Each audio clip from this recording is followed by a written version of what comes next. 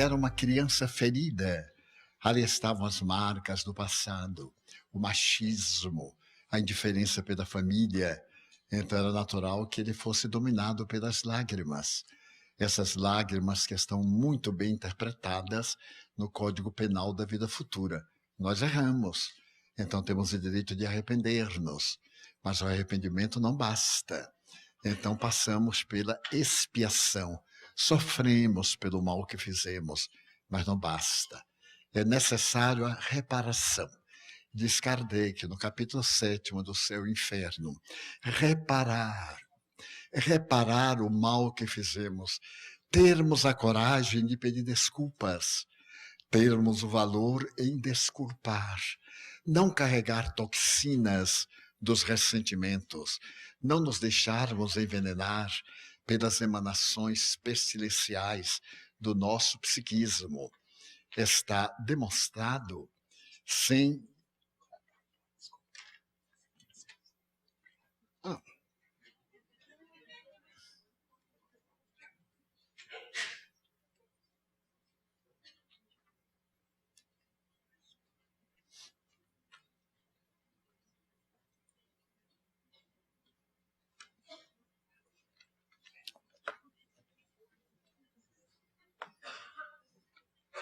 Vê que baianada?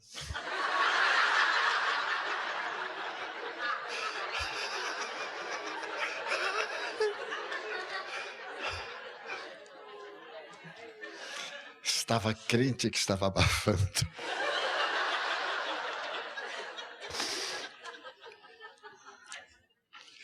Um grande número de nós tem medo do autoexame, do encontro com a consciência, porque temos o malveso de nos não perdoarmos ou não darmos importância àquilo que está gritando dentro de nós. Então, sã a consciência, onde está escrita a lei de Deus? 621, pergunta do Livro dos Espíritos, na consciência. A consciência é o nosso juiz, é ela também o nosso promotor, o nosso defensor. É necessário que nós tenhamos a coragem de ouvir-nos, de pedirmos desculpas, de desculparmos, de não colecionarmos essas toxinas perturbadoras. 2 grandes mestres de Harvard estabelecem que os nossos neurônios, quando nós amamos, eles emitem vibrações semelhantes ao fóton. E como o fóton aglutina moléculas, vem o bem-estar, vem a saúde. Mas também quando nós odiamos, os mesmos neurônios produzem emissões de ondas parecidas ao elétron. Como o elétron desagrega, desarticula moléculas, leva-nos a distúrbios de várias natureza. E então vem esses fenômenos da atualidade. O distúrbio do pânico, a depressão, que é tão terrível agora de natureza pandêmica. A Organização Mundial de Saúde estabeleceu que, a continuar como vamos, o ano 2025, a primeira causa morte será através da depressão, isto é, suicídio. E ainda mais com armas de fogo, que predominam aqui na América do Norte. Então é necessário que nós mudemos, que aprendamos a viver, mas a viver intensamente a beleza. Em uma obra de Dostoiévski, ele coloca na boca do príncipe Michigan, a obra é O Idiota, que era um príncipe cristão, esta frase: a beleza salvará o mundo. Porque tudo que nós olhamos tem beleza. Até o caos tem a sua ordem e a sua beleza intrínseca. A beleza da paisagem não está na paisagem, mas nos olhos de quem a contempla. De acordo com o nosso estado emocional, uma paisagem iridescente, rica, dá-nos uma melancolia profunda se estivermos tristes. E a mesma paisagem, quando nós estamos alegres, predispostos ao bem, encanta-nos e enriquece-nos. Viajando muito e estando em diferentes estados de emoção, eu observo que determinada paisagem que um dia me encantou, noutra oportunidade que eu não estava como naquele, ela me deixou uma grande melancolia. Então é necessário colocar beleza em nós. E o Evangelho é um colar de pérolas, das mais belas, que nós podemos ostentar, não no pescoço, como é normal para os colares, mas em volta da nossa alma, para que esse brilho estelar continue dominando sempre o nosso mundo interior. Então, Sam aparece. Quando acordou, o cavaleiro estava do lado de fora do castelo, junto com Esquilo e Rebeca. Havia tanto a refletir que o cavaleiro demorou de perceber que o elmo havia desaparecido. Tocou a própria face, que há muito não sentia. Nós, às vezes, mergulhados em nossos problemas, em nossas dores, em nosso ego, não sentimos a vida. A vida é um tormento, nos macera, quando nós deveríamos utilizar-nos do sofrimento para que a vida readquirisse o sentido mesmo na dor. Não parar nunca, por mais aflitiva seja a situação. Faz muitos anos, num dos momentos mais difíceis da minha vida, eu estava contemplando uma estrela. Eu havia lido um poeta americano e ele dizia que tinha como namorado uma estrela.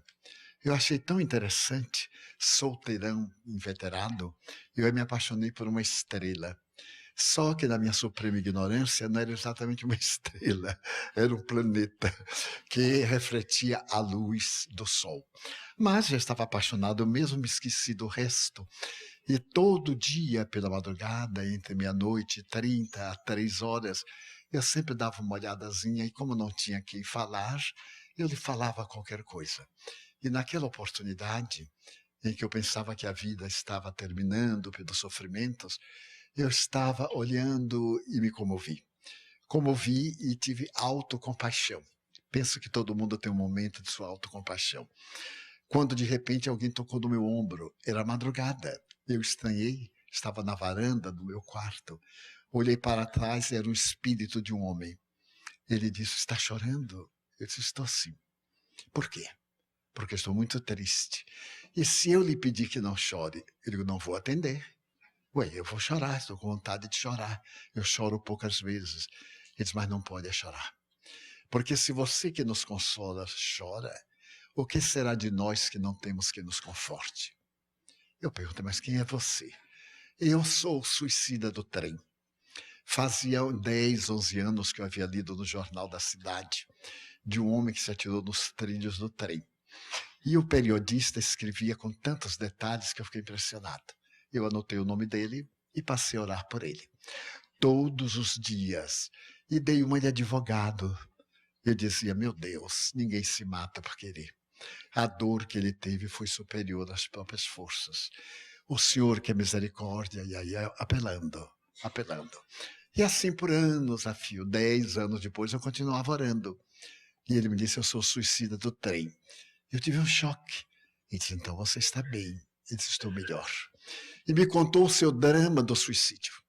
Quando a locomotiva vai chegando, com aquela lâmpada que tem à frente, ele chama o olho do monstro, e passa por cima do corpo e tritura os ossos.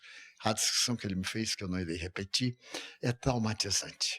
E então, antes que eu pudesse respirar, volta 1000 vezes sem cessar. É o inferno. Não há momento de paz. É só gritar, gritar e ser esfacelado.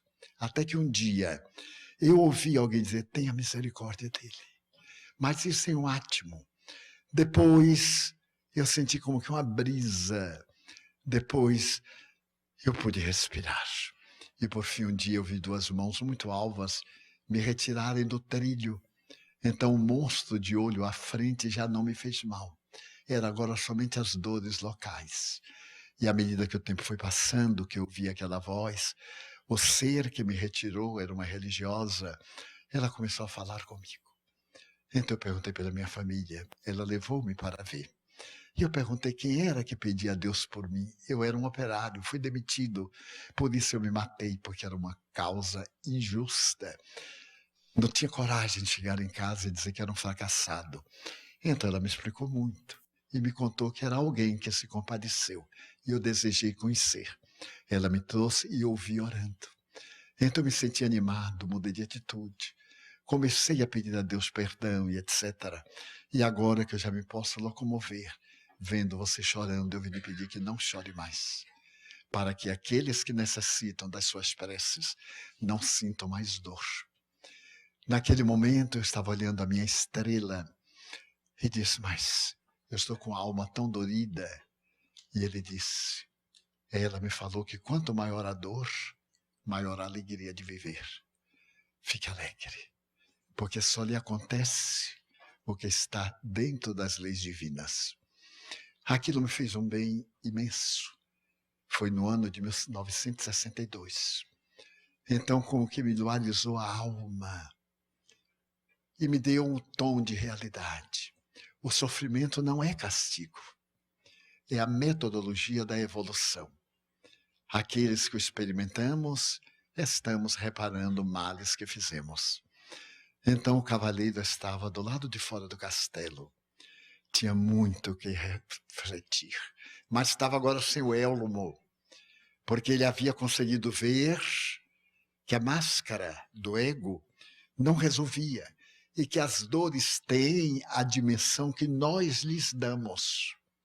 Se resolvermos, em definitivo, por mudarmos o sentido profundo do sofrimento, ele passa a ter um outro aspecto. E se nós nos entregarmos às mãos de Deus, ele vai resolver. Muito interessante essa parte. Então nós tiramos o elmo do ego, que no fundo é o nosso amor, mas é um amor também de posse, é o amor de desejo, é o amor da solidão. E a solidão, eu posso falar, é muito má conselheira. Quem puder amar, ame. Não importe se não vier a resposta, mas ame. Entregue seu amor.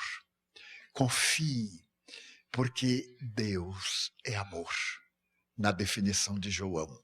E o amor é a alma de Deus. O cavaleiro, que estava confuso quanto a Sam, desejou ver Merlin. O mago respondeu ao cavaleiro antes mesmo dele perguntar. Como pode saber o que eu vou perguntar? Como me conheço, posso conhecer você, respondeu Merlin. Como me amo, posso amar você. Como eu sei das minhas dificuldades, claro, eu sei que você também as tem. E então estou às ordens para poder servi-lo. O cavaleiro, Esquilo e Rebeca recomeçaram a caminhada pelo caminho da verdade, em direção ao castelo do conhecimento. O caminho da verdade, como nos vai libertando. É natural que tenhamos o apego. Buda dizia, a causa dos sofrimentos humanos é o apego. Na hora em que nós nos desapegamos, também o sofrimento se dilui. Porque no seu conceito das 4 nobres verdades, tudo é sofrimento. Mas se nós desejarmos transformar o sofrimento em bênção, nós adquirimos a plenitude, o nirvana. Não o nirvana budista, mas o nirvana de paz, de plenitude e de trabalho. Porque o reino dos céus não é um lugar em que os anjos estão tocando harpa e o velhinho de barba longa está cochilando. É este universo cheio de oportunidades de sublimação ao infinito. Eles pararam apenas 2 vezes naquele dia, uma para comer e outra para o cavaleiro raspar sua barba descuidada e cortar o cabelo. Ele necessitava de recuperar-se. E quando nós vamos tirando a máscara do ego, encontramos beleza interior que nós possuímos. Pouco antes de cair a noite, eles contemplaram o castelo do conhecimento.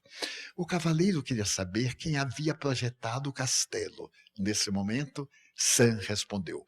O castelo do conhecimento foi projetado pelo próprio universo, a fonte de todo conhecimento. Lembremos que o livro não é religioso.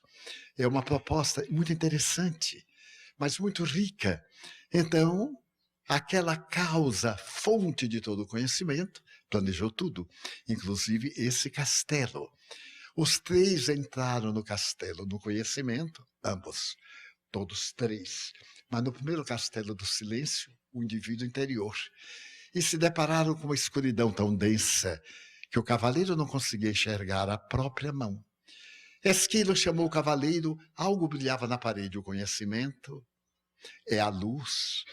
através da qual você encontra seu caminho, o conhecimento. Encontra o caminho, mas tem que ir por ele.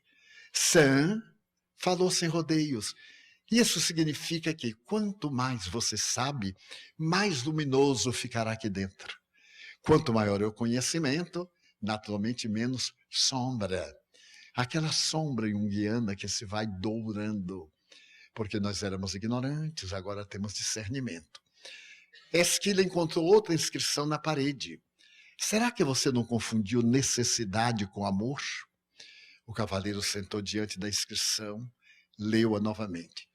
Ele sabia que amava Juliette e Christopher. Sam disse sim. Você amava Juliette e Christopher, mas não necessitava deles também? Nosso ego é perverso. Nós, às vezes, pensamos que amamos aquele de quem necessitamos. E confundimos. Já que necessitamos, exigimos. E esquecemos de doar. Daí a necessidade. Ele lembrou do quanto necessitava de Juliette. Recordou de tudo que ela e Christopher haviam passado e da tristeza de Juliette. Ela escrevia versos, lembramos, não é? A nossa imaginação é rica de beleza, é até capaz de poetar, mas o nosso ego é tão perverso com esses sentimentos que abafamos, que aí perguntou Sam, não foi então que Juliette passou a ficar debaixo dos tonéis de vinho? Ela se tornou uma alcoólica, pelo desprezo dentro do lar. Então, Juliette, a nossa razão, a lógica, aquilo que nos completa ao ver sem abandono, impulsiona-nos aos vícios que nos comprazem. E ela se tornou uma alcoólica. Um pensamento aterrador tomou conta do cavaleiro. Ele não assumiu a culpa. Ainda havia muito ego. Preferiu culpar Juliette pelo hábito de beber vinho. Aliás, tudo era culpa dela. Ele usou Juliette todo aquele tempo. Ele chorou. Sim, ele necessitara mais dela do que a amara. E o mesmo aconteceu com Christopher. Um clarão veio à mente do cavaleiro. Ele necessitara do amor de Juliette, de Christopher, porque não se amava. Nós, quando dependemos do amor de alguém, é porque estamos carentes. Não temos auto-amor. Auto-amor é dignidade. Muita gente confunde auto-amor com egoísmo. Egoísmo é querer as coisas para si.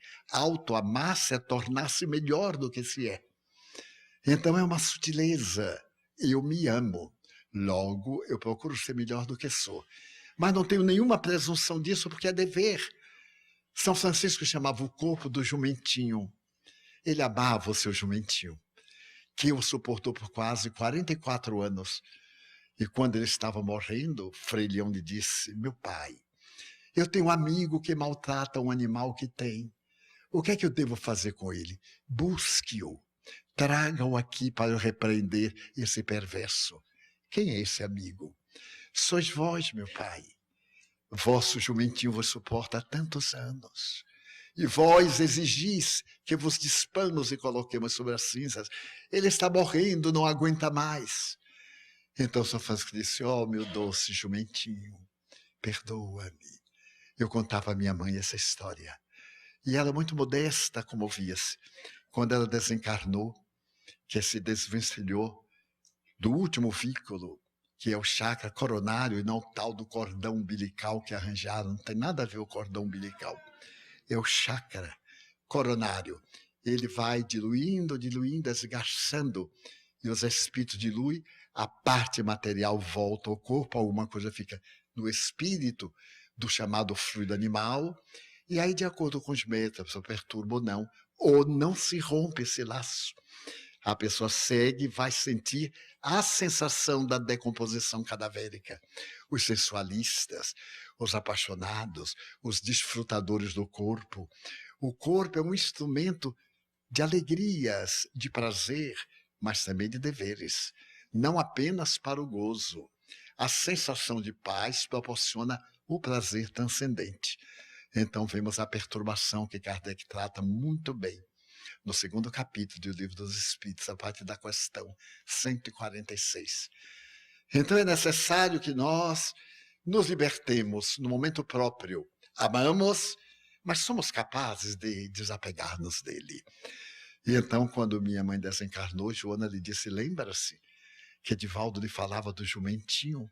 E ela olhou para o corpinho cadaverizado e disse, oh, meu doce jumentinho, muito obrigado pelos 86 anos de vida que você me concedeu. E começou a chorar. Claro, eu também. E ela foi levada para a vida espiritual. Então, o cavaleiro percebeu que necessitava do amor de Juliette e de Christopher. Ele não se amava. Tinha que buscar o alento no trem. Se ele se amasse, isso seria natural, ele não necessitava. Ele fruiria dessa projeção do amor dele que vai, que se funde e que volta. A escuridão foi substituída por uma luminosidade. Merlin apareceu. Você descobriu uma grande verdade. Só amamos os outros quando nos amamos. Não há nada mais bonito do que a luz do autoconhecimento. Há pessoas intelectualizadas, mas são adornos. Há pessoas super intelectualizadas, mas que não vivem de acordo com os padrões éticos, são como lindas orquídeas sem nenhum perfume, só beleza exterior. Rebeca chegou muito eufórica e levou-os a um grande espelho. E disse o cavalheiro, é apenas o velho espelho. Ele não mostra como você parece. Mostra o que você realmente é. Porque nós parecemos uma coisa, mas não somos. Quem é esse? Perguntou o cavaleiro. Esquilo respondeu, é você. Você está vendo o seu eu verdadeiro, explicou Sam. O que vive por debaixo dessa armadura. Vejo bondade, inocência e beleza. O que aconteceu? Perguntou o cavaleiro. Você colocou uma armadura invisível entre você e seus sentimentos verdadeiros. Quantas vezes nós fazemos isto conosco? Não vou deixar ninguém me identificar. Eu tenho cá a minha vida. Eu sou o que a pessoa pensa. Ou temos a preocupação de agradar sempre os outros, sem a preocupação de nos agradarmos também. Negativo. Temos o dever de nos agradarmos. A vida é bela. Nós temos que a viver também na sua beleza. Temos que a desfrutar. A doutrina espírita nos pede uma vida celibatária, uma vida eremita, uma vida fugindo do mundo. O verdadeiro cristão não foge do mundo, mas não é escravo do mundo. Ele está no mundo, mas o mundo não o cobra. O século é a oportunidade dele evoluir. Então ele vive conforme os padrões do século. Hoje viajamos de avião. Paulo caminhava, ou montava num cavalo, utilizava dos barcos no Mediterrâneo e visitou o que nós de avião, possivelmente, guardadas as proporções, nunca visitaremos em uma vida. E ele se nos tornou um exemplo, mas dentro dos padrões da época. Não podemos examinar Paulo literalmente. Daí alguns adversários do Evangelho dizem que a doutrina não é cristã, é paulina, porque alguns fanáticos utilizam-se de expressões da época, de costumes, de hábitos, e mesclam com a proposta de natureza teológica, confundem com as palavras de Jesus entre os dois, e a proposta do Evangelho, na belíssima vivência e interpretação de Paulo. Então, essa armadura invisível, nós temos que a diluir. O cavaleiro olhou para o espelho mais uma vez, bondade, amor, compaixão, inteligência e desprendimento retribuíram o olhar. Ele entendeu que precisava ouvir o coração. Tudo desapareceu. Olhemos-nos agora nos espelhos com outros olhos. Nada do quem sou eu. Eu sou infeliz, eu sou um rato, eu sou um gato, eu sou um miserável. Ou eu sou o rei da terra. Não, vamos adquirir medidas. Eu sou um trabalhador do Evangelho. Eu sou alguém que precisa renovar-se. Eu estou neste momento, nessa fase, mas, mesmo caindo, com os joelhos desconjuntados, eu chegarei até lá. E então, cada dia é uma conquista nova. É um passo adiante, com a meditação diária, a reflexão, o autoconhecimento, a viagem para dentro, a vida se torna encantadora. Permitam-me, eu adoro a vida. Acho maravilhoso. Mesmo nos momentos difíceis, ela me encanta, talvez porque eu não seja tão inteligente. A mim me basta. Quando olho uma flor e lembro-me, por exemplo, que certo dia apareceu na Quinta Avenida de New York, entre as gretas do asfalto, uma pequena margarida. Então, a polícia de trânsito colocou um guarda para desviar o trânsito. Não arrancou. Como nós somos sensíveis a uma margarida no asfalto da Quinta Avenida. E ali o soldado ficou, o funcionário, no dia seguinte, ela estava morta, então não a arrancaram, deixaram-na. E o trânsito ficou livre. Quando a rainha Vitória passeava pelos jardins de Buckingham, ela também notou uma flor no caminho. Era uma violeta, esse estilo violeta dos Alpes, dobrada, grande. Ela chamou um guarda e mandou que ele ficasse ali tomando conta, para ninguém pisar. Até 1958 tinha um guarda que não sabia porque estava ali. Porque a Inglaterra continua, não é? Vira o guarda, o que você está fazendo? A rainha que me mandou. Daí por diante, a rainha tinha mandado, ele chegava e ficava ali naquele lugar. Só que já não tinha mais a flor. Como pode uma pequenina flor tocar? Porque já temos beleza lá. Eu me lembro que certa feita eu viajava entre Toledo e Madrid com um amigo.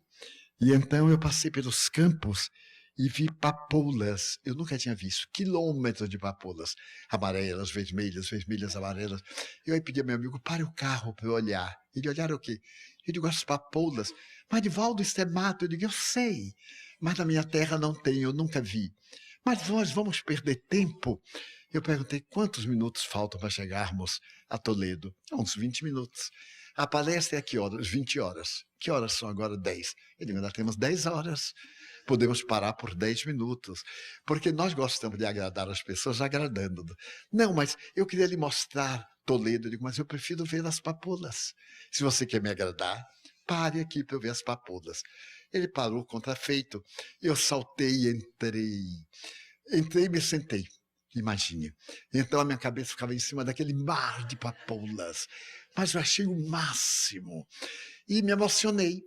Então Joana de Ângeles me apareceu e disse, meu filho, as flores são o autógrafo de Deus na sua obra. Ele está dizendo que as obras, as flores são dele. Aí eu saí eufórico.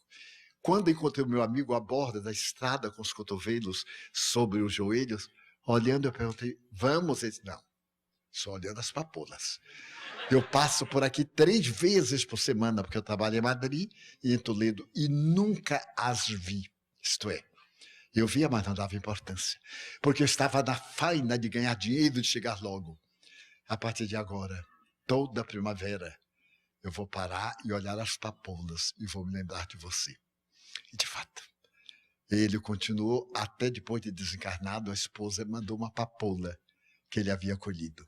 Por quê? Porque a beleza estava dentro de mim.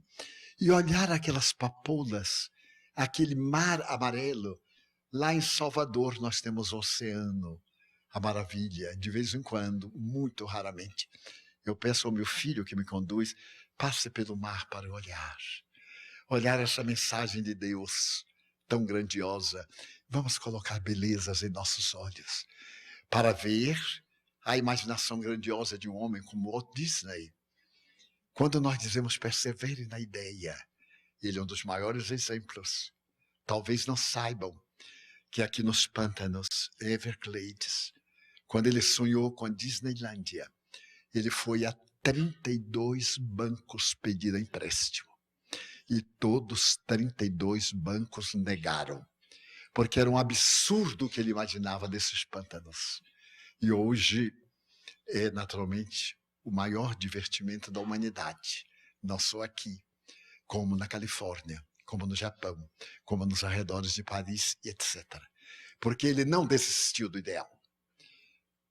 Há uma grande cantora, Madame Ernestine Schumann-Heink, considerado o maior contralto do século passado. Quando ela se apresentou para cantar na Ópera de Viena, o maestro disse: mas a senhora, gordinha, assim, feia, compre uma máquina de costuras e vá costurar, a senhora jamais será uma grande cantora. Ela olhou para ele, vienense, e disse: o senhor vai engolir essas palavras um dia, porque a sua opinião não vale o meu ideal. Foi residir em Paris, fez o curso e se tornou a maior contralto do século XX. Quando ela foi chamada para cantar no Teatro da Ópera de Viena, ela negou. Depois de grande insistência, ela disse: cada récita minha custa $20.000. Isso nos anos 60. E eu cantarei na minha cidade com o maior prazer, com uma condição. O diretor da ópera deverá ficar no hall de entrada, colocar uns travesseiros no busto, outro travesseiro na derrière, vestir-se de mulher e ficar costurando. Eu aí cantarei grátis. E ele amava tanto a música que se travestiu, sentou-se, foi colocado a máquina de costura e ela passou. E então passou. E nessa noite, em homenagem aqui aos Estados Unidos, ela cantou Old Main River, que era uma das músicas mais belas de um grande cantor que se pintava de negro para chorar as dores do São Francisco, do Missouri e etc. Então é necessário ter beleza dentro de nós. Quando eu sinto que a energia vai diminuindo, eu pego o evangelho e leio a parábola do filho pródigo. Modernos psicoterapeutas sugerem, ao invés de barbitúricos, leia cada dia uma parábola. Leia, estude, penetre, caminhe 8 quilômetros. E ao transpirar, você vai estimular os neurônios a produzirem serotonina, noradrenalina, dopamina, e vai restaurar se fixar o pensamento em Deus. E poderíamos citar alguns desses autores. Milton Erickson, a psicologia ericksoniana. Viktor Frankl, o vienense, que recebeu 10 títulos doutor honoris causa de universidades americanas. Ele trouxe a técnica das mais admiráveis da labor-terapia. Viktor Frankl, mas Jung. Não pode haver nada pior do que uma vida sem sentido psicológico. A pessoa que não tem uma meta, um objetivo psicológico, é um peso morto sobre os ombros da sociedade. Então, cada um de nós vai escolher uma meta, mas quase toda meta nós alcançamos. Por que não elegermos a meta da imortalidade? Essa sim, nós alcançaremos o triunfo. Se desejarmos ganhar mais dinheiro, até que conseguiremos, alguns conseguem. Mas a meta da imortalidade, esta é o desafio. Eu posso agora reagir ao mal, mas não vou fazer. Não adianta, não me adorna de paz. Eu vou dar a chance do arrependimento. Então o cavaleiro olhou para o espelho e notou bondade. Nós todos temos a bondade, amor, compaixão, inteligência, desprendimento. Necessitamos apenas de um móvel. Dê um sentido existencial. Busquemos esse sentido no amor do mestre. O cavaleiro, Esquilo e Rebeca voltaram à caminhada pelo caminho da verdade. Junto ao caminho havia um riacho, o riacho da vida. A vida é como um córrego. E já dizia o filósofo grego, nunca tomaremos banho ou beberemos a mesma água no riacho. Então, sedento, ele ajoelhou para beber água e percebeu que a armadura sobre seus braços e pernas havia se desprendido. Ele estava libertando-se do ego, das paixões, da pequenez, da mesquinhez. Todos, de alguma forma, temos esses atributos, heranças do nosso estado antropológico. São bênçãos, mas são fases que ficaram no passado. Os instintos básicos, os 3 básicos, vão permanecer até a morte. Mas agora nós temos a emoção Depois dos instintos básicos, veio a primeira emoção, que foi o medo. Depois veio a ira e os seus complementos. Depois veio o amor. Por isso que a ira é tão fácil. Ela é velha amiga. O medo está em nós. O medo de perder alguém, o medo da traição, o medo da doença, da morte, o medo de perder o emprego e etc. É inerente, é um fator básico. Mas o amor que veio depois abre o leque da amizade ao holocausto, ao sacrifício, à abnegação, à ternura. Nós somos capazes de perdoar, seja o que for, em nome do amor. Então nós não temos passado quando amamos, só temos futuro. Então avancemos futuro adiante, tendo se livrado de toda a armadura exceto o peitoral. O cavaleiro sentiu-se leve e jovem, como há muitos anos não se sentia. Com os passos firmes partiu em direção ao castelo da vontade e da ousadia. É necessário coragem, é necessário audácia para reconhecer-se e avançar.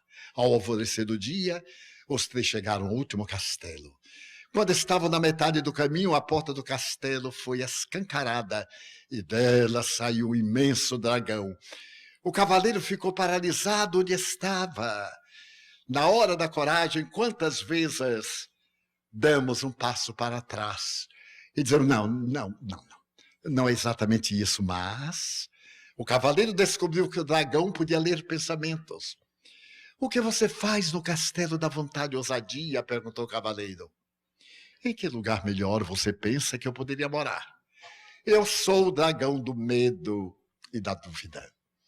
Como esse dragão está dentro de nós. Como somos ricos de dúvidas. Dúvidas infantis. Porque são nossas questões que deveríamos resolver depois do palácio do castelo do conhecimento. Mas nós necessitamos de bengalas psicológicas. Perguntamos a este, parece que nós anuemos com ele, mas perguntamos a outro e a outro, porque desejamos uma resposta que esteja de acordo com a nossa paralisia, com o nosso escafandro, com os nossos metais impeditivos. Rebeca sussurrou uma vez. Merlin disse que o autoconhecimento pode matar o dragão do medo e da dúvida. O cavaleiro deu a volta e afastou-se da ponte levadiça. Você vai desistir depois de chegar tão longe? Perguntou Esquilo. Aquele que mastigava o alimento para ele, o instinto de preservação da vida. Não sei. Quantos não seis? Amigos me dizem, eu sou espírita, mas eu não posso frequentar, porque eu estou fazendo um bico. A gente está ganhando o suficiente, mas vai fazer um bico para ganhar mais e entra num crochê que não sai tão cedo. E o tempo passa. Aí acontece algo de surpresa e queremos soluções mágicas. Perguntaram ao Dalai Lama, o que é que o senhor acha da cultura ocidental? Uma coisa curiosa. Eu noto que no Ocidente, principalmente neste país, a pessoa trabalha para ganhar, para juntar dinheiro. E aí perde a saúde, gasta todo o dinheiro para recuperar a saúde na velhice. Não seria ideal que trabalhasse até um certo limite para nós termos uma vida digna. E o mais, a coragem de repartir, de dividir. Que nós tivéssemos a audácia de dizer basta. Não é deixar de progredir, mas é deixar da busca egóica de ter mais, procurando ser melhor. Então, muita gente sabe, já estaria na hora de eu parar, mas não sei. Muitas amigas cujos maridos se aposentam me dizem, Divaldo, o que eu faço com ele? Eu digo, bote para trabalhar. Homem parado dentro de casa é uma tragédia. A mulher acende a luz e ele apaga. Ela acende o bico do fogão, ele vai apagar para economizar gás. Como não tem o que fazer, fica atrás da mulher. Ela não aguenta. Não há mulher que aguente homem dentro de casa, vigiando. Para onde vai? Cuidado, olha isso, gastando. Bota para ele ser guarda na frente de uma escola. Arranja um centro espírita qualquer, bota para ele carregar a cadeira de uma sala para outra. É o que ele está necessitando. E também quando a mulher se aposentar, ao invés de ficar em casa romântica, assistindo novelas, como uma amiga minha, ela disse que fica assistindo novela no tempo de Tarcísio, não sei o quê, Tarcísio Meira, e olhava Tarcísio apaixonado, ela olhava para o marido, aquela coisa xoxa, lendo jornal, e então ela dizia assim, ai, Tarcísio, e olhava para o marido, ele cochilando, e dizia assim, que sorte a minha. Só que um dia eu encontrei, no Rio Grande do Sul, um desses atores e uma atriz. Eu fui falar no Palácio do Cinema, que tem lá no Rio Grande do Sul, em uma certa cidade. E então, quando terminou, a senhora do hotel que eu estava era um spa. Eu já estive em spa. Estive. A hora que eu me sentei para o jantar, me deram um pedacinho de mamão desse tamanho. Eu disse, é o jantar? Eu disse, Ave Maria 3 vezes. Tomara que me leve numa lanchonete para comer um hambúrguer. Daqueles que a boca a gente tem que dar uma ajudadazinha, senão não entra. Pois bem, quando terminou, veio a senhora cheia de joias, a dona do spa, etc. E disse, Divaldo, esta é fulana, uma atriz.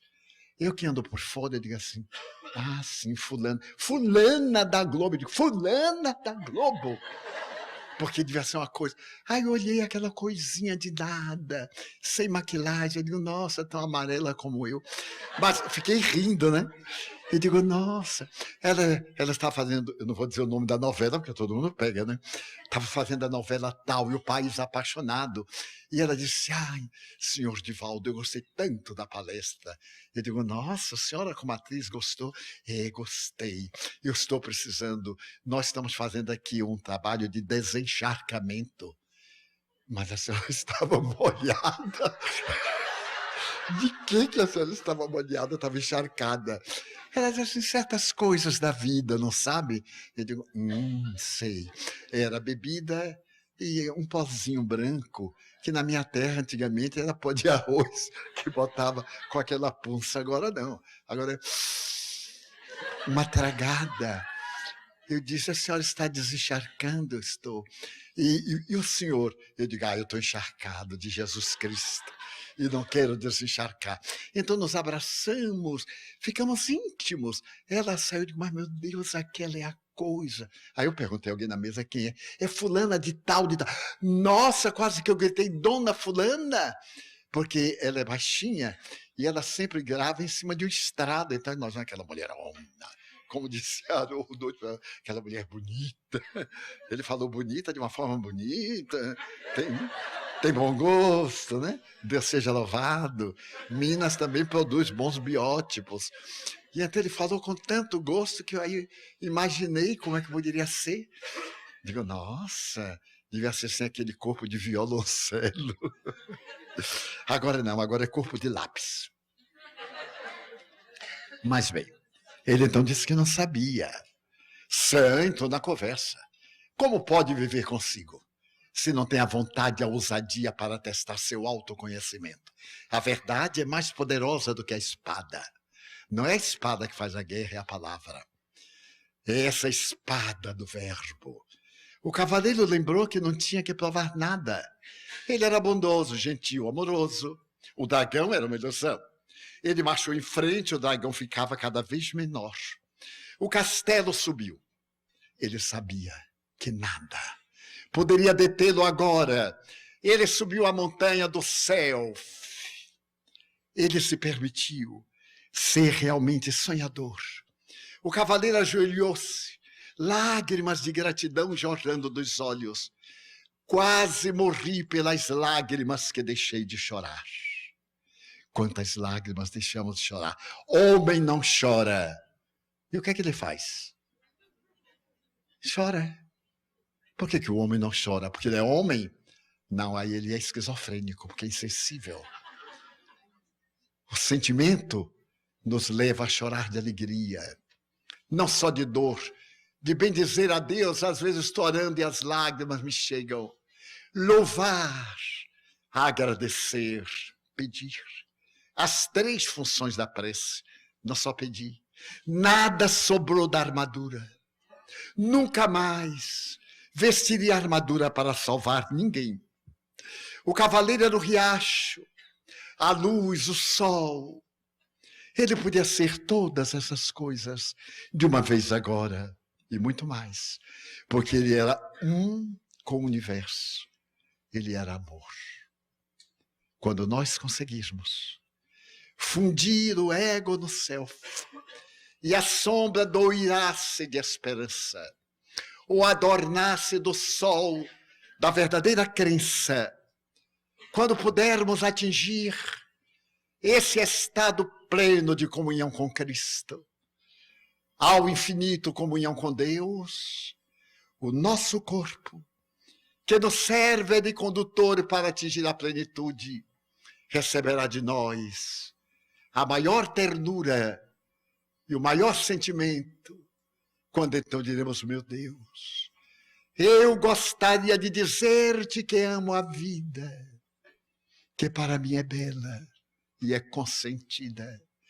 Muito obrigado, Senhor, por tudo que me deste, por tudo que me dás. Obrigado pelo ar, pelo pão, pela paz. Obrigado pela beleza que os meus olhos veem no altar da natureza.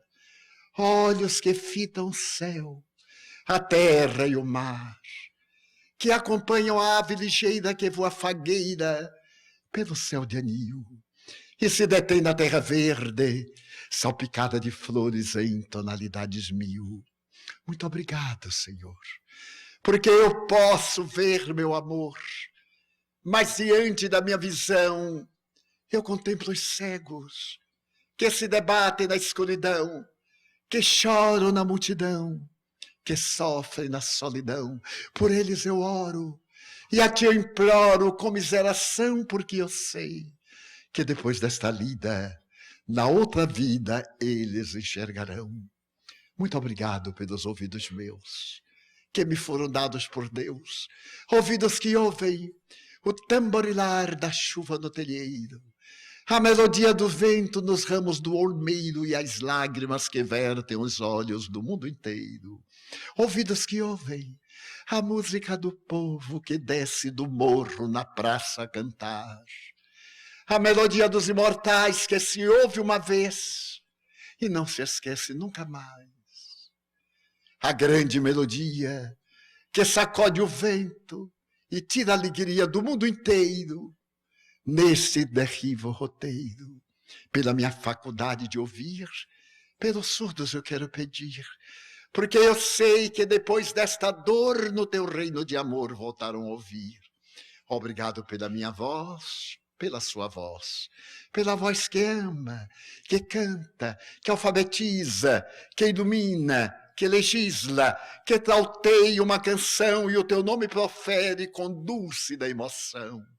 Diante da minha melodia, eu quero rogar pelos que sofrem de afasia, que não falam de noite nem cantam de dia. Por eles eu oro, porque eu sei que depois desta prova, na vida nova também cantarão. Muito obrigado, Senhor, pelas minhas mãos, mãos que aram, que semeiam, que agasalham de ternura, que libertam da amargura, mãos que apertam mãos, mãos dos adeuses, que limpam feridas, que enxugam suores e as lágrimas das vidas, pelas mãos de sinfonias, de poesias, de psicografias, de cirurgias, pelas mãos que atendem a velhice, a dor, o desamor, pelas mãos que no seio embalam o corpo de um filho alheio, sem receio, e pelos pés que me levam a andar sem reclamar. Obrigado, Senhor, porque eu posso caminhar. Diante do meu corpo perfeito eu te quero louvar, porque eu vejo na terra aleijados, amputados, marcados, paralisados, que se não podem movimentar. Eu oro por eles, porque eu sei que depois desta expiação, na outra reencarnação, eles também bailarão. Muito obrigado, Senhor, pelo meu lar.